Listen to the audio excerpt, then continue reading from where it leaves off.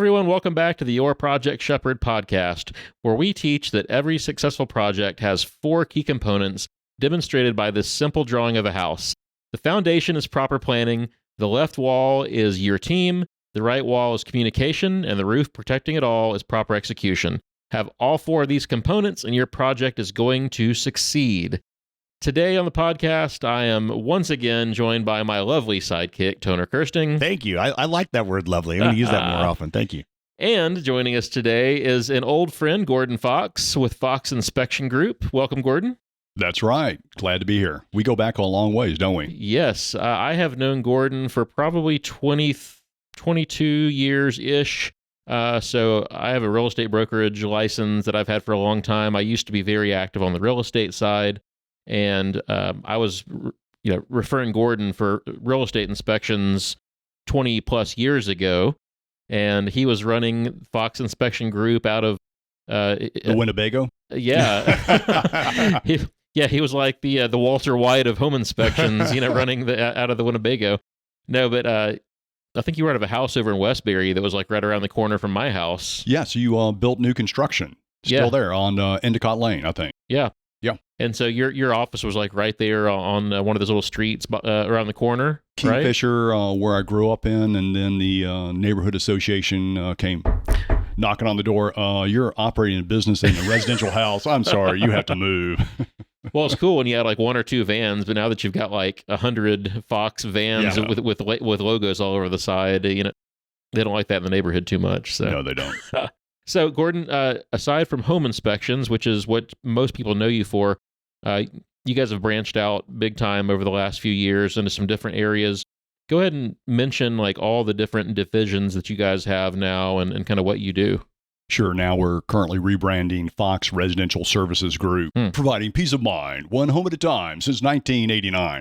So basically, so that's the holding company, and then we got the Fox Inspection Group. Then we've got AquaFox, weekly pool service for your pool and repair. We've got Arctic Fox, HVAC. We've got Texas Termite Terminators, the pest control. And then we had Handyman Fox that we had talked about before, but that kind of imploded because I didn't have the right people involved.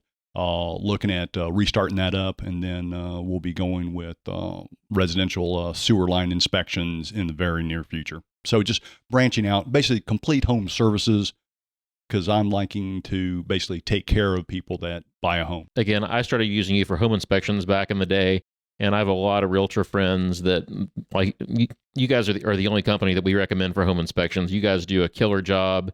You're very responsive. You have great people that answer the phone, great team that works for you. I love referring you guys. Appreciate it.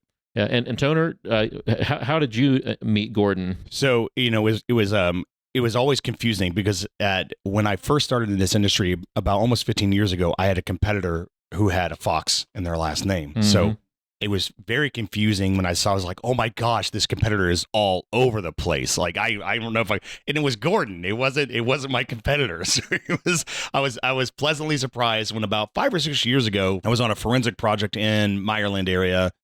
Classic close, open cell spray foam in a crawl space, saturated water. Had to get in there, pull it off. We also had to dry out the framing. It was one of the first times that I was explaining how to encapsulate or how to enclose a crawl space temporarily to allow for dehumidification so that we could get the wood framing dry enough to accept the close-off foam application. And I remember before we went out there, the builder said, oh yeah, the homeowner's going to have their inspector there. And it was Gordon. And I've dealt with conflict. I've had people bow up to me on a more regular basis than the average person, and I'm okay with that. I'm very much a fall into the fetal position and cover my neck and head kind of guy. But Gordon walked up and he put out his hand with a big smile and that really warm baritone voice, and he was so nice and classy and made me feel, normally I don't share my information with people. And he immediately felt like, okay, this is a safe place. And we were all still looking out for the interests of the owner. Even though I'm there working for the builder, I'm third party. I want this to be resolved properly. And that was the first time I met Gordon. And then we also needed to refer a good, consistent real estate inspector, especially when people couldn't afford the services that we offered. So Gordon and I have been working together, especially in the last year and a half or so, to try to develop that a little bit more, because not everyone can afford us. And Houston's a big, small town. I want to be able to still provide someone with something better than nothing. But I'm sorry, Gordon, you've got some really bad competition in your industry. Like, oh my gosh. Like, just first off, there's a ton of them. And then finding ones that will carry the ethical standards and the responsibility has really, really been difficult. So we know that we've had good experience trusting that once we take one of our good leads all over to you, that it's going to be taken care of. So I appreciate that. Sure. It's like any industry, the good, the bad, and the ugly. Mm-hmm. Clint Eastwood. Yeah. Yeah. I think especially when you're dealing with something like home inspection, it's almost become like a commodity in a real estate transaction, right? Because when, as a realtor, when people are buying a house, I'm required to say, you should get a home inspection. In fact, there's a form we give them that says, for your protection, get a home inspection. And we have to refer home inspectors. And what are most realtors concerned with? They're getting the transaction knocked out as quickly and cheaply as possible for their clients. And so when they give a list of home inspectors, they'll be like, all right, this guy is only $200. This guy is only $250. This guy, he does a good job, but man, he's $800. You don't want to spend that, right? And so I think we're fighting against kind of that mentality of this is a commodity type service. It's all the same. They're just going to fill out a TREC form and do a standard inspection. So I think one thing that I always try to educate my clients on is that 2 home inspectors are not the same. Like 2 builders are not the same. 2 architects are not the same. There's a level of service that you're getting. You know, you're not getting the same inspection for $200 that you're paying $800 for. Just like you're not getting the same design services that you're paying $2 a square foot for versus paying $10 a square foot for. So that has to be a battle that you guys fight, and it's really educating the consumer on what they're getting for the difference in fee, maybe, right? I was very critical. So 30 plus years ago, back when I started, actually started in 1988, but I shaved off a year to get the rhyme. Oh, no, you didn't. Really? That's great. I hope you did that. One home at a time since 1989. Right. And I identified very quickly that when I was in the lower price point, the type of houses, the clients, the professionals involved had certain, I'm trying to think of a diplomatically correct way of saying it. Standards. And basically you were inspecting houses for people who didn't have the money. They were buying houses with deferred maintenance. And so when you find significant items that were wrong, there was no money on the table to fix it. And the agents that are involved, it's the Pareto principle, 20-80 rule, 20% of the agents do 80% of the business. At the lower price range, you're working with the 80% that are fighting over the 20% carcass. So I think of the lions on the Serengeti, the 20%, and all the hyenas that are picking over the carcasses, and they're nipping at each other, right? And so you come in and you say, the roof, that should have been replaced 5 years ago. The AC's at 20 years and barely working. I got some oil on it, so something's going on with it. They don't want to hear that. As soon as I moved my price point up and kept going up, I suddenly found clientele that appreciated. And so we stick mainly like within the 610 loop and then going west out the Beltway. We service, Harris County and surrounding counties. And so we'll go way up above Conroe all the way down to the island, et cetera. But what I found was there is a selection of agents and people that want top-notch service, and that's my target market. Well, and I think people, when they're buying a house, they shouldn't have this mentality of give me the cheapest inspector with the base level report, because you want to know what it is that you're buying. And for the realtor, like, they should want to know that their client's being protected in the transaction. It's not just a going through the motions type thing that it's just another checkbox on the list of closing for a house. We got the home inspection check. I think, and I've seen this numerous times as a realtor. I've heard this said, oh, let's use a home inspector who's not going to cause us problems. So let's find a guy who's not going to kill the transaction. Yes. But that is the absolutely wrong approach for a realtor to be taking. It's kind of like a builder saying, well, we don't want to use Toner because he's going to bring up too much stuff on our project that now we have to integrate all this other stuff and fix it. And we don't want to use him because he's going to kill the deal. So that happens. Someone's saying that right now. Oh, I guarantee it. Someone is whispering that. Someone heard me say that. Someone heard me say that and rolled their eyes and be like, "Yep, hell yeah, that's why. Yep, that's why I don't use toner." Yep, that's right. and of course, realtor representing the seller versus the buyer are two totally different things. And I can tell, especially now, because it is not a seller's market anymore whatsoever. The buyers, because they're paying more points on it, are more concerned about the quality of what they're purchasing. And I have to come behind real estate transactions all the time where things weren't found because I'm looking, we do a forensic real estate review and we look at different things than you look at. So can you speak to some of the limitations? I mean, you all aren't going to see absolutely everything that's happening in that structure when you go do an inspection. Absolutely. With all my inspectors, I let them know each and every house that you walk away from, you miss stuff. There's no way to find it in the snapshot in time of when you're there. You have no history of the house. You have no history of the seller's repairs or ongoing issues. And believe it or not, some sellers lie. Or, I'm trying to, nice word. Or things happen. It slips their mind that they've been having this ongoing water penetration issue. Yep. Right. So there's always issues that we can't find. The limitations are in the TREC standards. It's a visual inspection. The one thing that gets the hair on the back of my neck, my leadership team, is when any of the guys on my teams say, we're not required by TREC to do that. And my head turns and the softer side of Fox comes out. And especially we don't inspect to low standards. Mm-hmm. These are individuals who are making providing peace of mind one home at a time, right? I'm helping others live their American dream, so in turn they can help those they love live their dream. So it's families, people buying a house, what the home represents, and they're raising their kids, right? Pursuing the American dream.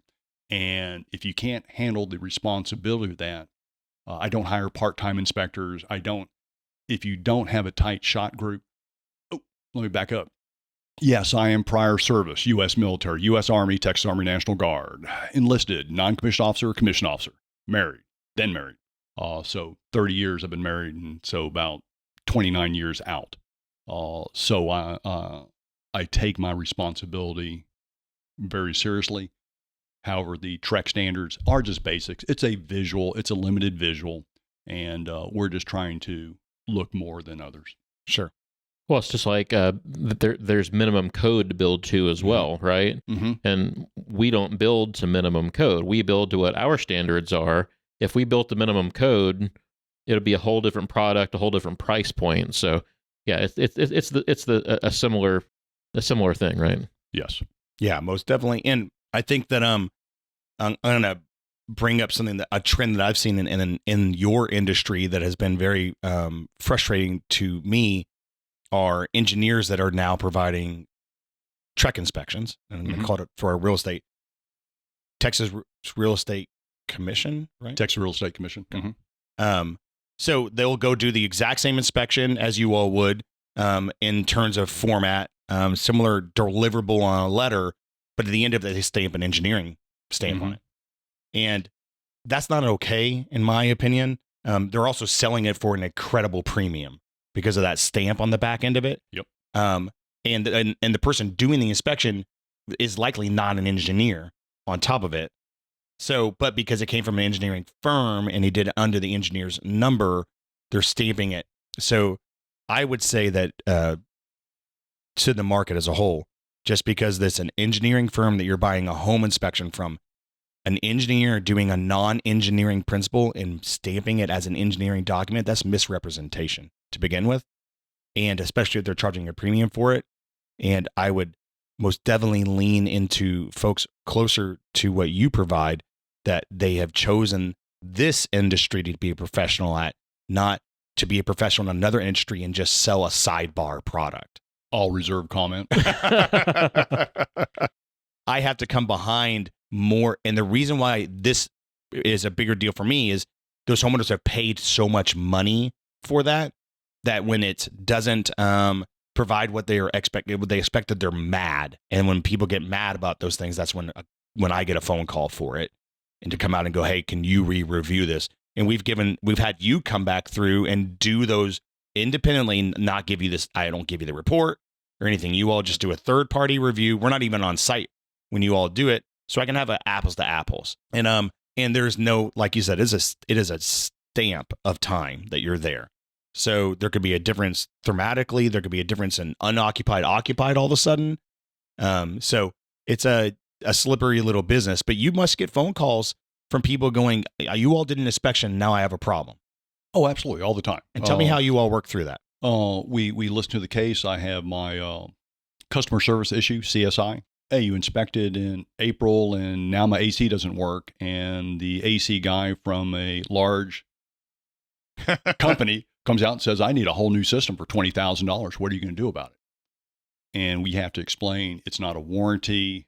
We're not warranting that this is going to last. Then when we look at the report, and it'll say certain things that triggered it. Also, we find a lot of service technicians are sales, and they sell a repair. So Arctic Fox, my guy, goes out and on multiple occasions, more than one, probably more than a dozen, the recommendation was a complete system redo. And he's found a hard start capacitor was out, fixes it for $400, and they're up and running. Or so we call it underbussing in our shop. When someone else comes in, didn't you have this inspected? And they're doing this, and this, and they're selling upgrades. We have actually had a client call up and want us to pay for replacing 2 water heaters in his 4-year-old house. And why? Because he moved in and didn't have hot water. And then he called a big company, and he was sold 2 water heaters. And I explained, wait a minute, these are 2 4-year-old water heaters. Did they light the pilot lights? Because when they change ownership, the gas goes off. Did you bleed the line? Da-da-da-da. And I'm sorry, we're not going to help you with that. I think you got sold a bill of goods. And so we see that quite often. And then there's other times where we just miss it. We stepped on it, and then we just make good. Yeah. And you guys are inspecting pools too. Yes. That's not fun. Those pools, man, what an industry. I could have a whole conversation on just pool failures.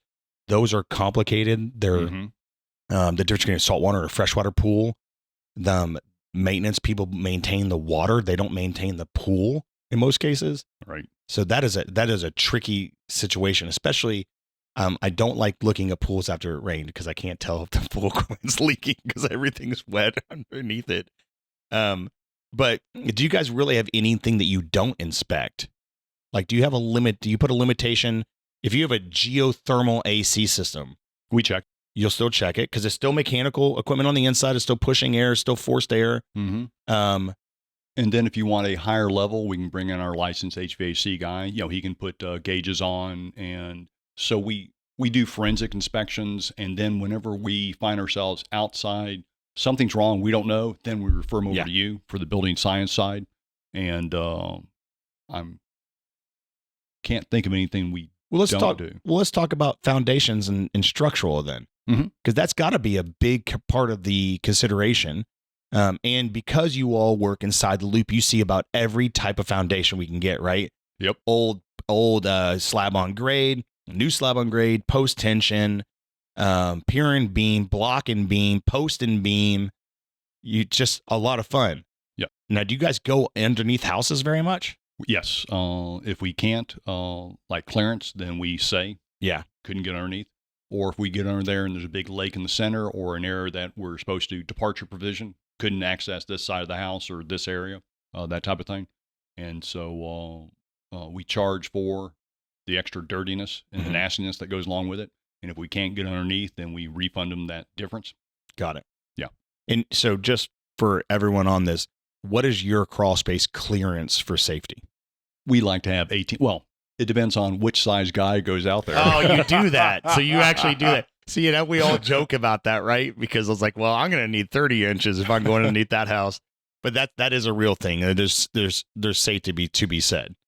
Yes. When I find myself having to exhale to get underneath the beam, I'm thinking, okay, yeah. We like to have two guys. We'll crawl with the termite guy at the same time. Mm-hmm. That way we can check and keep an eye on each other. But yeah, there's plenty of times where we gotten in places like getting on a roof. Yeah. And an 812 pitch, and all of a sudden you're up there and it's hot, and you're thinking, how do I get down? Yeah. Mm-hmm. Yeah, it's not getting on the roof's not the hard part. It's getting off the roof. Yes. And are you all doing drone inspections? Oh, absolutely. Okay. Yeah. My guys are licensed drone operators, and it's Creepy. interesting when we can physically get on a roof. There's no substitute for getting physically on a roof 6 feet away from, or 5'8", whatever you are, size, and actually looking around on a roof, walking it, finding the bullet holes, the slugs that are in the roof, all those, all the penetrations, etc. And we've actually had individuals that we've walked a roof and they go, well, you didn't fly a drone. I just walked the roof. I just walked the roof. So we just did a project in Louisiana, Pier and Beam House, and the inspector showed up, and former sheriff department bomb squad guy who's retired, now he's doing inspections, and he has recommissioned his bomb rover to go underneath the house to do video. It's really That's a great idea. It also looks like he's about to defuse a bomb under your house. Right. I mean, it's legitimate, but it was really good. And the amount of lighting and everything was actually really a cool idea. He's like, yeah, lots of people will hire me to do this. I'm like, not at $135 a house that you charge for this. That's not going to happen, man. Not in our. I've looked at that and the amount of time and effort. If we can't get underneath, sorry, we're not going to. We can't charge enough to the time. Yeah, and safety. That 18 inches is what we use also. Yes. We do it from the lowest assembly in the crawl space, so the bottom of the joist down, right? So that we can get underneath joists. Otherwise, we're doing a ton of lines. So there's not many home inspectors that are Curtis sized, right? 'Cause I'm not going in an 18-inch crawl space, Oh, years ago, one of my inspectors called, hey, I can't fit underneath. What's the deal? And Andy was like 6'3", probably about 280. And then I'm following around I went over there to crawl, and then I'm looking at his calves. His calves were like the size of my thighs, and his thighs was like my waist. And I go, oh, now I get it. So when you all do those foundation reviews or those structural reviews, when do you all pause and engage an engineer? What kind of is that trigger mechanism? Basically, we come in with a zip level. We're looking for collateral damage. My understanding is ACI standards for a bull floated slab is 1.5 inches plus or minus in 50 feet. And what that means is if the house is front to back or side to side 50 feet, that's plus or minus, that's a 3-inch elevation change, and that slab's good enough to build on, right? So we're not taking the elevations per se, because it could be, go by any new construction slab just poured and you'll see water ponding. They are not level, never have been, never will be. The consistency of the materials they're using, it's placed, not poured. If it seeks its own level, they put too much water in it, right? And so we're looking at the zip level and the elevations, and we're looking for collateral damage.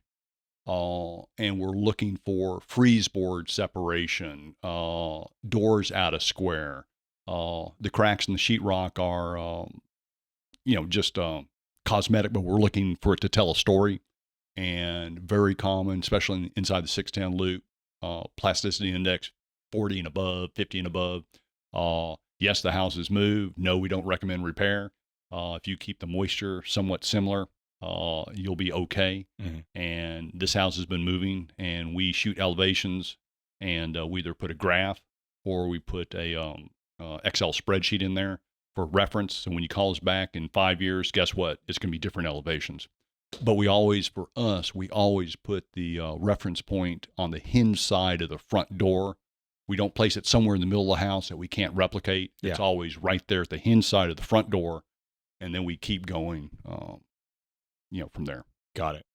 And so you've been doing this for quite a while now. Technology's come a long way with the tools that you use. Yes. And I know, being a home builder and doing building forensics, a lot of what we do are still old school, using our eyes, ears, nose, hands, right? Those things don't go away. What do you think was the biggest difference? What was the biggest game changer in your industry between 30 years ago and now in terms of helpfulness and technology? Oh, just the extra tools you have. I remember using water levels. Oh my God, what a pain. Now zip level's much easier, the infrared, and there's a whole nother class we can do, podcast on that. Yeah. There's more tools available now that help us, but you still have to have what's up here to take the input. Mm-hmm. Do you feel like the availability of communication has been, and we're talking about during the inspection, I felt, and I'll speak to this personally, when I first started building, we had next pagers that went to Nextels. And when Nextels were horrible, those are the most intrusive devices ever. The bleep bleep in the middle of the night, right? Like anyone can open a window to your personal house and yell at you. It was horrible. But when I was on a project, I had no one ringing me, right? I could concentrate and do my job. How do you manage through that with your guys? They obviously everyone has their phone on them, right? Mm-hmm.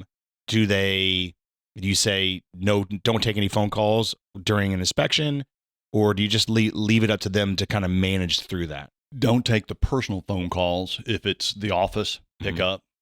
If it's my your leadership, pick up, because that's going to be some information and that they're trying to relay to you. All the rest, well, it's now my guys are doing it on their phone with the software. That's true. And so we actually had where we have to tell the client, we do our inspection report on the phone, because they thought we were just being a teenager. Texting. I had to say that. Yeah. Yeah. If they're taking personal calls, when we have guys shadow us, because we help train the industry, practicums for Champion School of Real Estate, and any inspector that wants to join our group, they sign a waiver. So if you fall off the roof on one of our jobs, then we only get them on vacant houses, and then they get to see what we're doing. And then they decide if they like that level of service, if they want that standard in their life. Because a lot of people will, nah, y'all are too hardcore type of thing. Right? And that's good. Identify early, because each one of the individuals, my guys, will cost me 6 figures to train up. Mm-hmm. Once again, going back to the fact that you have a reference of 30 years of being here in Houston, do you see a difference in the and one part of the foxes that you didn't mention was your EnviroFox? You didn't list EnviroFox. Yep. Which we call fuzzy fox or brown fox or moldy fox. Right? Like we're trying to figure that out. You just started. That's not a 30-year product for you. That's a service you all have been doing for how many years now? Oh, that was when, was it Harvey? Was it 10 years ago? When 10%, 20% of our housing stock got flooded, and we were actually doing inspections above and below I-10, because my guys that were located above I-10 couldn't get south, right? And then what we noticed was that a lot of people were gutting it, and then they were moving fast because they needed to, supplies were limited and contractors were limited. And what we saw was, OMG, they're putting the houses back together wet. So I grabbed and ran to get licensed, because I knew this was something that was going to trail for another decade plus, because I saw a need. And you went and got the license, right? Oh, yeah. I got the license, and I dragged a dozen of my guys through it and got licensed. And then we just developed the systems, because we were, when people would gut the house, we'd come in and certify, okay, now it's cleaned up. And we only had certificate of clearance. Only one property actually cleared on the first go round, and everybody else, we would have this list of, here's all the stuff we'll be looking for. And it actually got to be, we'll give you one freebie. Then after that, you're paying for us to come back out and recertify, because many times they were not second, third, or fourth time cleaning the house up before they would repair, moisture. We were doing, no, that was just a whole nother realm. So that's when we started. Got it. But since then, what is the number of, have you seen an increased rate of people asking for mold testing at the real estate transaction phase? Yes. I would say those that are allergenic, or a house that has previously flooded, or they have kids. Usually, if the parents, has to be really significant, because usually if your kids are slightly allergenic, yes. But for themselves, nah, it's just seasonal allergies. And the house has been flooded. Then we're called in when there's a water event or significant issue. We were dealing with that one in Bel Air recently where they found some stuff. And so when people call up, then we go out and check it out. Yes. Got it. More of an awareness. And have you personally seen a difference in how houses are behaving now versus 30 years ago? Oh, yes, because they're built different. We had, you came and gave a small Spiel. class, A spiel. a class on, and literally 2 weeks before, one of my inspectors got in a pissing match, if I can say that, with Yes, you can. with a builder because this new home, track home-ish, track home, $350,000. And the thermostat was locked from maybe 78 degrees to 72 or something like that. And my inspector was going, well, she owns the house. She should be able to set whatever she wants. No, if you want us to unlock that thermostat, you have to sign this waiver that, we're not responsible for mold. And we're in the class and hey, John, ask him. Why? And then he wouldn't ask. So I asked for the benefit of all my team. And then you come up with, yeah, you helped instigate that because the builders with the new construction, ultra-tight construction, and everything that's going on. We have an operational standard. Yes. Yep. And there are individuals that want to be able to hang meat in their house, and they overton the house, and they save on electricity because they overton it so it cools down really fast, but it doesn't run long enough to take the moisture. There's a whole science to that. And we're finding a lot of issues with wet walls, etc., because of Every house has a certain performance standard, and if you operate your house outside the designed performance standard, you will have bad repercussions. And but code that's not code, right? It's 100% choice. We do have a more limitation. The tighter the house, the more extreme the reaction to a difference in temperature from inside to outside. Thermatic differences, hygromic differences. I never did find out who that builder was. I need to figure that out. So, but I will take responsibility for that. We have set some standards, and we have a couple production builders here in town that follow that. And if a homeowner wants to operate it outside of that, in fact, I'm going to Dallas on Friday for one where the homeowner jailbreaked. That's what they said, literally, that they jailbreak the thermostat. I wanted to, their chief complaint is that their house won't get down to 65 degrees. Like that's refrigeration. That's not air conditioning. But she also turns it up to 78 when she leaves for work. I'm like, it's not going to get a 13, the amount of latent heat the house builds up. So technically the house won't ever get below 74 to 75. So I'm having to prove to them that just set your house thermostat at 72. It will always be 72, and you probably don't need to go to 65. But it's her impression is that 65 is the goal because she's so hot that she's having to crank it down and it bottoms out at 65 degrees. So it's going to be a little bit of psychology, some long-term data loggers to prove the case, right? And that's an Energy Star home, unfortunately, which means that it's not even designed to go under 78 degrees by Energy Star standards. So that's another quandary that we're going to have to get beyond. So am I correct or am I wrong when I tell clients a proper ASHRAE standard house, typical delta T of 20 degrees from outside ambient and indoor ambient, about 20 degrees. That's all you're going to get. Yep. And so I look them in the eye and I go, so when it's 100 degrees outside, this is operating properly if it gets the house and maintains it at 80 degrees. It's actually worse than that. You actually gave them that they could get this 80 degrees. When the outside temperature is greater than design temperature, all bets are off. Oh. You get what you get and don't throw a fit. You don't maintain the 20. The 20 degrees can only be maintained up to 98. 98. Bingo. 98. That's the average, right? Wow. You have to look at the airport for that top average. So now, of course, if you can design for up to 25 degree delta, which is what we do on a lot of custom houses, but to kind of pick on spec builders a little bit, one reason why their AC systems cost less money is because they only do a 20 degree delta on a $1.5 million spec home. So they buy a smaller AC system. So those homeowners most definitely want to be at 72 degrees. And you're only going to get there with a 25 degree split, right? So right now, especially with how hot it is out, we have a lot of people contacting us. They want to burn their AC guy at the stake and their builder, and all bets are off.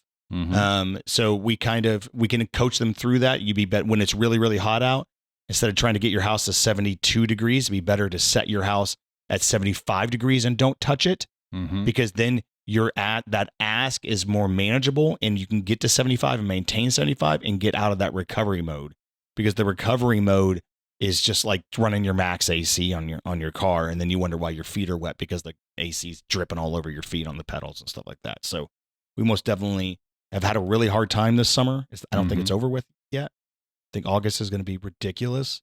Right. Actually got rained on this weekend, which was amazing. The drops never made it to the ground. They just vaporized. I saw the lightning like 3 or 4 times this weekend, but we never got any rain in my house. Yeah, I actually got sad.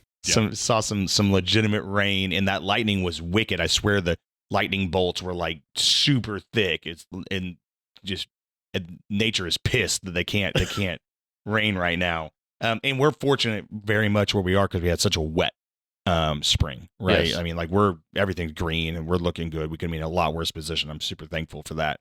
But I will have homeowners say, how come the inspector, you all get blamed so much, didn't tell me these things, right?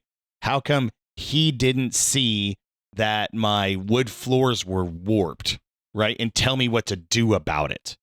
I was like, that's not necessarily their job unless you ask them to do it. You called specifically for a real estate transaction, and that real estate transaction has some guidelines that they're going to operate within.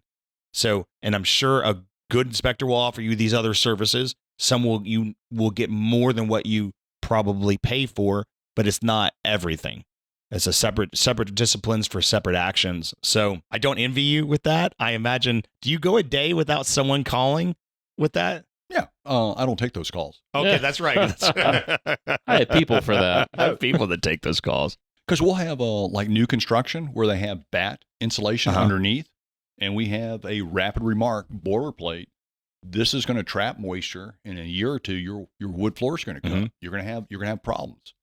And do you all speak to spray foam in houses specifically? If it's there, yes. Okay.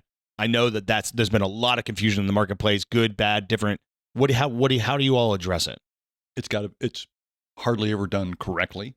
Closed cell, and you're supposed to wrap all the members in that. Because my understanding, you're talking about crawl space right there. Crawl spaces, yes. Cold floors, yeah, cold floors, and do you all speak to the thermal barrier requirement now on all spray foam? I would say we're probably lacking in that. Okay, it's hard to tell sometimes if it's there or not. Yeah, and you're there for a limited purpose, a limited time, and we try not to tell you how to build the watch when you're asking for the time. You're asking for this service, and we'll give that service. It's when you then have problems, then we can go deeper into just that issue. And Curtis, you've used Gordon for new construction, am I correct? Yeah, it's been a while, but years ago especially, when I was less experienced and I was relying more on outside people to help me as I learned. Gordon did some phase inspections for me on some new construction that we were doing. So, in fact, that's a great segue. My one topic that I wanted to cover here was the importance of doing phase checks from outside third parties, which we've talked about several times with different guests on this podcast. But I think that maybe that's a service that people don't know that you guys provide, is being that third party inspector for new constructions. Tell people who are listening, watching, what you guys can offer if they are building a new house with a custom home builder, spec home builder, whatever. Sure. So we can do the pre-pour inspection, but then there's caveats to that. The builder superintendent many times doesn't know he's going to be pouring until he lines up the trades and all that. And then you get a afternoon call, we're pouring tomorrow morning. We don't have that response time because when we go out, we're going to find issues with that. Also, the challenge is when we get enough heads up and we go out there and we call it all off and then we leave, we're not going back out 2 days later to check to see if it was done because that's another fee. Most people don't want to pay that. And we're not the $50 drive-by warranty inspector or whatever they charge. It's very little. We don't work with a lot of track home builders because our costs are it hurts Real? are real, yes, and not fabricated at a low price, and we're not going to make any problems for you, so you can get your stamp, so you can get your home warranty, your 210, whatever, that type of stuff. We then do the frame inspection, and then make sure before it's covered up with the drywall that everything's operational, and then of course the final inspection prior to move in. And on that one, the builder we're not looking for the cosmetic issues, the paint, literally the carpet and stuff like that. We don't care about that. Many times your appliances are not in until the day before closing because of theft, right? But those installers do probably a dozen installs a day, and we generally don't have problems with the appliance installation with that. And then we have the 11-month warranty. So now you've been living in it for 10, 11 months. Now we want to go in there before the builder's going to walk away. And generally we find issues with that are time tested, weather tested. Now we get to see it in action over time. I love that 11-month one because so much is going on at that especially new construction, at that end phase. There's a million guys around. You could be timed to come do a good inspection. The house still may not be 100% complete. Mm-hmm. Weather stripping, appliances, last paint touch-ups, and there's also a lot of people in the structure, right? And the homeowners have a grocery list of things they're about to get to, mm-hmm. and probably none of them are the parts coming off your list. So you can find things that were important originally, and it's not too far along. We're still in warranty, also very plainly in warranty. Mm-hmm. And then I recommend doing that again right before the 2-year mark, because that's really where our warranties expired. I like the 11, mm-hmm. and I like the 23, right? So that's a good time, and especially the 23, because now we're talking about if they had the 11, why hasn't it been addressed yet? And it really starts to, people have a life, and the home is the conduit for their life, and sometimes they ignore the conduit. So I love those phase inspections. I think those are great. Very common for us to call out stuff at the final inspection and come back 11th month and things were not addressed the first time. Yeah. Very common.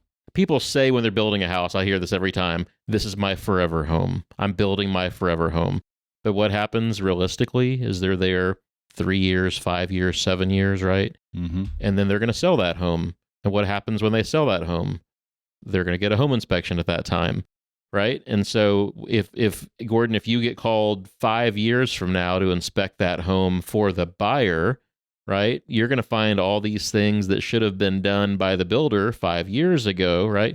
So it's very important for, whether it's you, another third-party inspector, to be checking those things, if not before people occupy the house, before that warranty expires, to get that stuff done, because otherwise now 5 years later, they're going to be paying for it.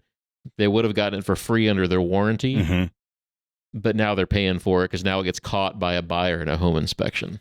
And we're finding, we used to deal with Neanderthals, but the profession is really grown and matured. And I find the majority of builders want to give their client an excellent product. They want referrals. They want to take care of it. So whenever we have water issues at the time, and so the scripts that we use, because we do this in large quantities, that we learn and we teach the scripts to the home buyer when water is coming from their second floor shower, because whatever, or bathroom or some plumbing fixture. Aren't you glad we caught that now before you moved in? Yeah. And, and then to the builder, we say, oh, aren't you glad we caught that now before they moved in? So now you can bring all your trades in, get it all done, take care of it. Yep. And so it really helps out with people when we find stuff. Catching that shower leak before the drywall goes up, it might not even cost the builder anything because his sub's going to warranty that work. He's going to fix it at no charge, right? A year down the road, after someone's living there, the drywall's fallen through, the crown molding, the floor gets messed up. Now it costs the builder thousands of dollars to fix that problem. And the trades are not known to be timely when they say they're going to be there at 9 o'clock. Right. At 2 o'clock, they call up, I can't make it today, I'll be tomorrow. And so we find a lot of issues on the final inspection once everything's running. and that you want to get taken care of now. And for some reason, the builder is more motivated prior to close than after closing. Most definitely, he's more motivated prior to close. And they always say, try to get your punch list done before the homeowners move in too, because then it's not your house anymore; it's their house, and you're having to get back in there and clean those things up. Mm-hmm. So yeah, I totally recommend those kind of inspections. And once again, Houston, big small town, right? You guys are known to be very, very fair. You're not. There are inspectors out there who try to kill the builder or try to kill the transaction, or have for some reason have developed a chip on their shoulder towards one way or the other. Can I address that? Yeah, please do. Because I will cut the nuts, neuter. It is a lot of inspectors are ex-tradesmen, Neanderthal, knuckle dragging, ego, troglodyte. There we go. Ooh, Yeah, troglodyte. Yeah. Because it is like a bearded dragon that when threatened, they puff up. I want guys that have good communication skills, that when they get into a firefight with somebody, they remain calm, and that they're able to address the situation professionally. Because I've had it in the past with some of my guys, they overreact, and it's now a pissing contest. Who's right? I'm right, you're wrong. No, you're both trying to, what's the best, most effective way to take care of the issue and service the client, and not be, I'm better than you. Remove the ego, be professional. He's trying to do the best he can with all the trades that are there. We don't make it adversarial, because it benefits nobody. Mm-hmm. That's just my ethos. And whenever I see it, I pull my guys in and, maintain. You lost it. Let's counsel here, and there's better ways to do it than, because most guys, when you challenge them, I've had guys before, there was no reverse gear. Once they made a mistake, they couldn't own it. And for us in my shop is personal responsibility at a high degree, extreme responsibility, Jocko, where whatever happens, you're responsible for it and take ownership of it. And you make a bad call, say, oh, I'm sorry, I made a bad call, right? And be able to man up to it, because if you make a bad call, but your ego doesn't allow you to do that, then you can't learn. You cannot evolve. There's no place in my shop for that. I don't know if we could close out better than that. I mean, that was perfect. So, Gordon, will you tell everyone how they get in touch with you if they want to utilize you going forward? 713-723-3330. Again, 723-3330. And of course, you were advertising. Radio ads were huge for you. Are you still on the radio? Do you guys still advertise on the radio? No. Cost too much money. Yeah. I'm just a regular nice guy that. Got it. There's not a social media fox.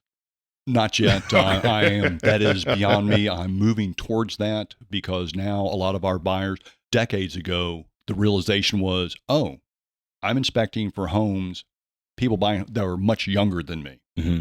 And then I realized I am not social media. I don't tweet, whatever that stuff is.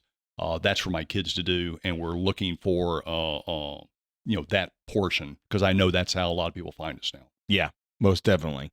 And of course, you have a 30-year worth of referral base and realtors and realtor.